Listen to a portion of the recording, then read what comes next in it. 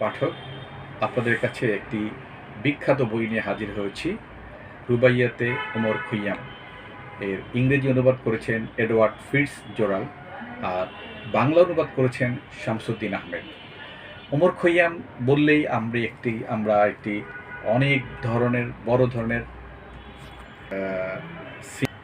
এই যে বইটি দেখতে পাচ্ছেন, রুবাইয়াতে ওমর খৈয়াম, এটি অনুবাদ করেছেন এডওয়ার্ড ফিটজজেরাল্ড, আর বাংলা অনুবাদ করেছেন শামসুদ্দিন আহমেদ।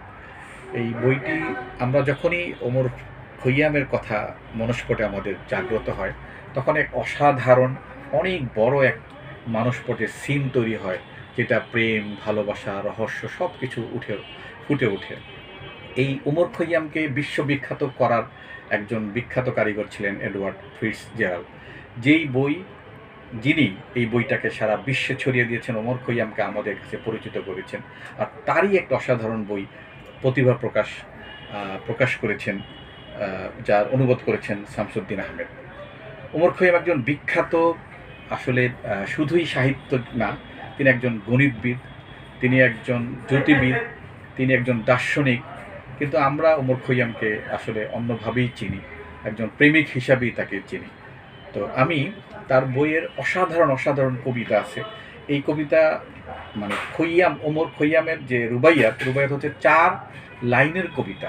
এই 4 লাইনের কবিতায় এই বইতে 4 লাইন রাখা হয়েছে, এবং ইংরেজিতেও আপনি এটা পেয়ে যাবেন। ওই 4 লাইনে ইংরেজিতেও এটা অনুবাদ করা হয়েছে। আমি এক কাজ করি, একটি কবিতা দেখি, চেষ্টা করি পড়ার জন্য, দেখি কীরকম হয়। বিখ্যাত একটি কবিতার থেকে আমি একটু আবৃত্তি করছি।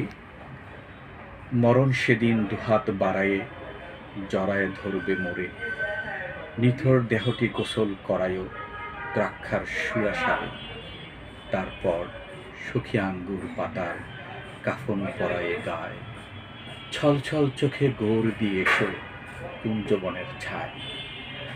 আসলে মানে তার কবিতা পড়লে মানে কি বলবো, ভিতর থেকে একটা অসাধারণ অন্যরকম ফিলিংস তৈরি হয়, যেটা আসলে আপনি অন্য কোথাও পাবেন না।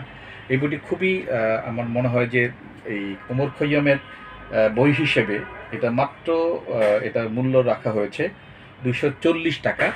আর এটাই পাবেন আপনারা আমাদের সেই পরিচিত প্রতিভা প্রকাশের পেজে, এবং যে কোনো সময় এটাকে অর্ডার করতে পারেন এবং করেন।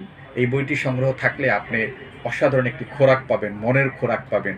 যখন কোনো কিছু ভালো লাগবে না, তখন আপনি এই বইটি নিয়ে বের করে একটি কবিতা পড়লে আপনি দেখবেন আপনার মন ভালো হয়ে গেছে। সবাই ভালো থাকুন, সুস্থ থাকুন। আবার কোনো বই নিয়ে আপনাদের সামনে হাজির হব ইনশাআল্লাহ।